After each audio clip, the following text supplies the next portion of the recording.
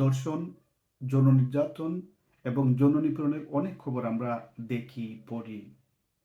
কিন্তু আজকে যে খবরটির কথা আপনাদেরকে শেয়ার করতেছি এবং এ ধরনের খবর আমার কাছে অত্যন্ত বিরল মনে হয় এবং সর্বশেষ এ ধরনের খবর আমি কবে পড়েছি তাও আমার মনে নেই। সেটি হলো লন্ডনের বাঙালির দূষিত টাওয়ার হ্যামলেটসের একজন মা অর্থের বিনিময়ে তার মেয়েকে একজন পরপুরুষের হাতে তুলে দিতেন। এবং এই ঘটনাটি ঘটেছে গত 2023 সালের 29 নভেম্বর থেকে চলতি বছরের মার্চের 31 তারিখ পর্যন্ত। পুলিশ যখন ঘটনাটি জানতে পেরেছে, তাৎক্ষণিকভাবে বিশেষ প্রশিক্ষণপ্রাপ্ত অফিসার দ্বারা তদন্ত শেষে এই ঘটনার সাথে সংশ্লিষ্ট ফেরদৌস আহমেদ নামে এক ব্যক্তিকে গ্রেফতার করেছে। একই সঙ্গে তার মাকেও, ওই 15 বছর বয়সী কিশোরীর মাকেও গ্রেফতার করেছে এবং গত 30 সেপ্টেম্বর লন্ডনের স্নেহাসব্রুকস ক্রাউন কোর্টে তাদেরকে দোষী সাব্যস্ত করা হয়েছে।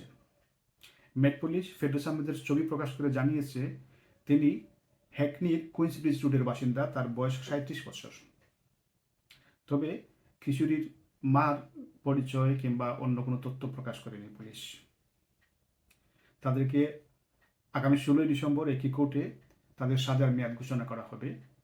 মেট পুলিশের ধারণা, ফেরদৌস আহমেদ দ্বারা আরও অনেক কিশোরী বা মহিলা যৌন নির্যাতনের শিকার হয়ে থাকতে পারেন।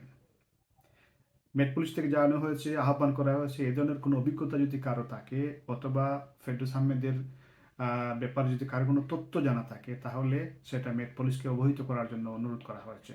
অবশ্যই মেট পুলিশ তথ্য গোপন রাখবে। আপনারা এ ধরনের ঘটনা যদি ঘটে আপনাদের চোখের সামনে, অথবা যদি আপনারা ভুক্তভোগী হন, তাহলে তথ্য গোপন করে সেটা আপনারা মেট পুলিশকে জানাতে পারেন এবং মেট পুলিশ আপনাদের তথ্য গোপন রেখেই যথাযথ ব্যবস্থা নেবে। আজকে পর্যন্ত ভালো থাকুন। খোদা হাফেজ।